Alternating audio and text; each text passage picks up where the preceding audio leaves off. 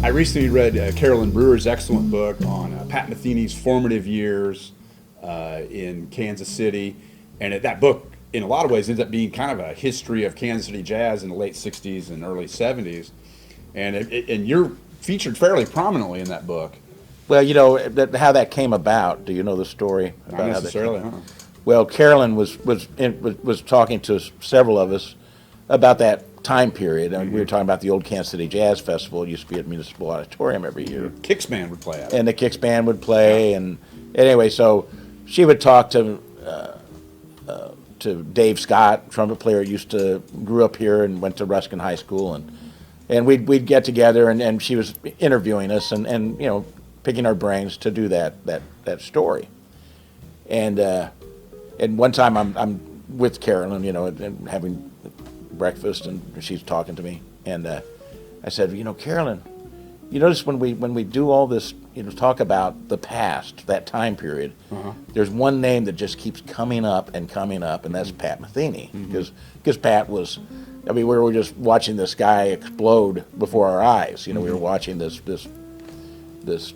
great talent mature, blossom, and so I said, Carolyn, what do you think about the idea of writing a book about Pat's Kansas City days? Oh, wow. As short as they were, still there's a lot of information there that a lot of Pat Metheny fans would not know about. Right. You know, they know about everything post that. You Sure. know?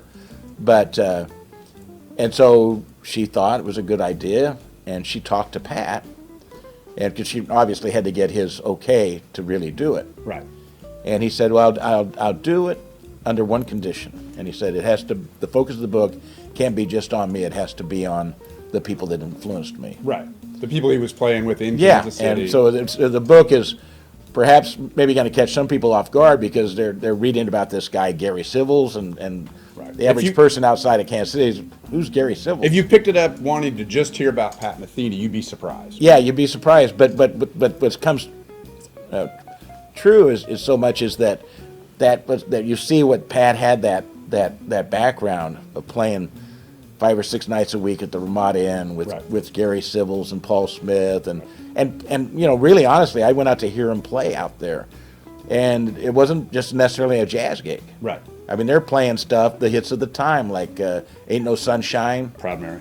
Yeah, well, I think they mentioned Proud Mary in the they book. may have. I mean, I may be wrong. Yeah. Maybe that was my gig at the it's a Ramada. little hard for me to take, but I played that tune too many times.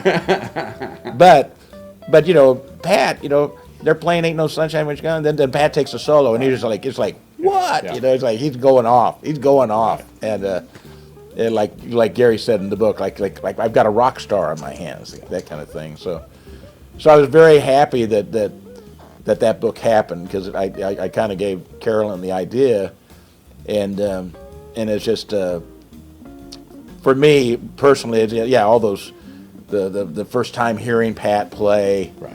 and being pretty much devastated, you know. You know, Even worse than when Danny moved back to town. 3 days later, I'm still in the fetal position. What can I say? You know? Well, and you did some playing with him where you were playing bass, right? Yes, he hired. He came back. He was going to school at Miami, and he came back during the holidays, Christmas, and did a concert at the Jewish Community Center 2 years in a row. And the first year was just a trio with Tommy Ruskin, and you can imagine, I'm playing the bass, but I'm so distracted by what Pat's doing. And then the second year, we played again, but now he had horns, and he had done some arrangements. Okay. But I got together, we rehearsed as a trio at Tommy Ruskin's house. And this time Pat was kind of a little bit dark, because he was wanting more out of me than I could give him. You know, and at the time I had 2 speeds. I was a 2-speed bicycle. You know, I could go, you know, businessman's bounce, play in 2, and then when things get hot, then you start walking, man. Now we're walking. Now at 4 beats to a bar, we're walking. But you know, that's the way it was approached. And I'm like, he keeps saying, break it up. Right. And I'm going, break what up? I don't know what to break. And Tommy was yeah, we took a break, and Tommy was encouraging, like saying, "Man, no, don't worry about it. You're playing great." And Tommy was always such an encouragement, you know. Right. But then Pat was very gracious to recommend me to go to school at Miami, and it helped me get a scholarship there, and by giving me a good endorsement. And so I went to school at Miami, and that's when I discovered that there was this bass player there, Jaco Pastorius, who I got to see play with Joe DiOrio, the great guitarist, and Ira Sullivan, the great multi-instrumentalist, at a Unitarian church. They play that every weekend. Okay. And just, I heard Jaco, I go, that's what Break It Up is. That's what Break It Up is. That's what he wanted. Okay, I still can't do it, but now I know what it is. I can identify it. So it was, that was just to hear Jaco in that setting when no one knew who he was. Right. I mean, he was virtually an unknown. Had done some traveling with the Wayne Cochran and the CC Riders. Oh, right. That was He like did a some kind touring. of an R&B horn band. He came thing. through Kansas City and played. Jaco did, and I was with Greg Mize, and we wanted to go hear him play because Wayne Cochran was a dynamite, funk soul band. Right. And he was like the white version of James Brown, Right. the blue-eyed soul brother number 2, is that what they used to call him.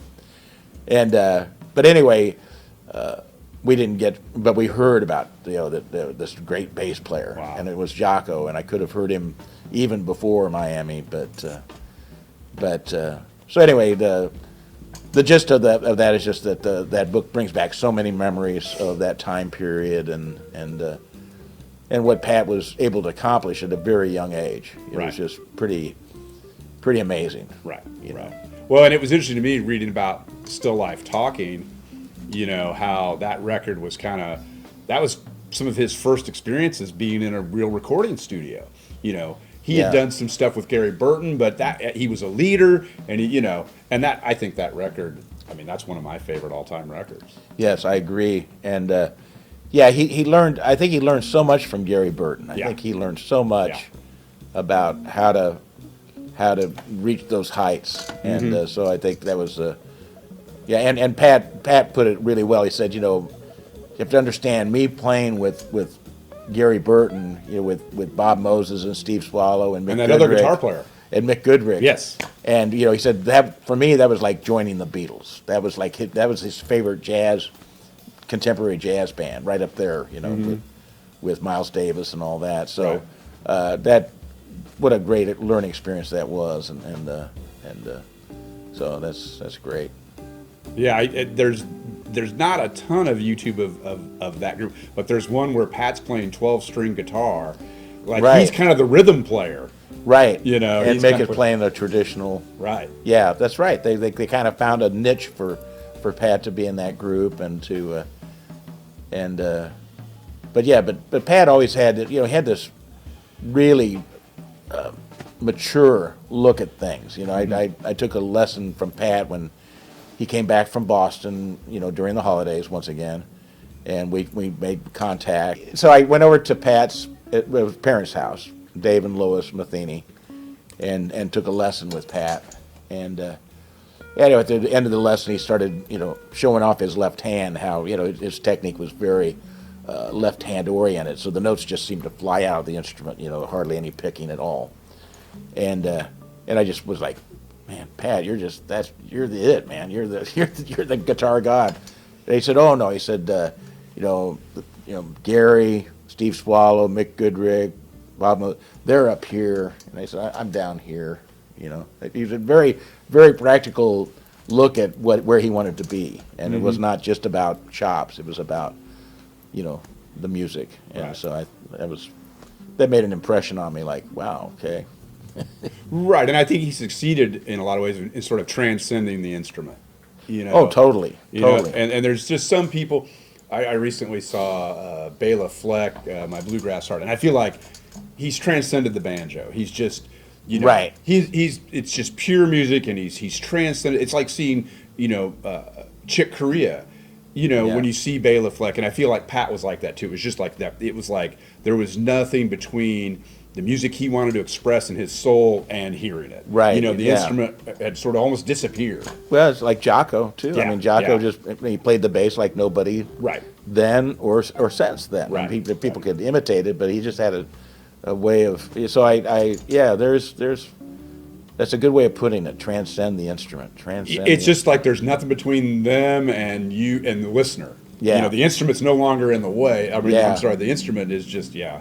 It's hard to explain, but that's Right. Seeing Bela made me think of that. It's because it was at a bluegrass festival, but it wasn't bluegrass really. Right. It was beyond that, you know. Well, it kind of conjures up that the Kenny Werner book about Effortless Mastery. Yeah, and that's a tremendous book because he kind of tries to analyze that. It's very hard to analyze, but he just talked about how a musician can have the sound in their head of what they want the instrument to sound like, and they can almost will the instrument to do that.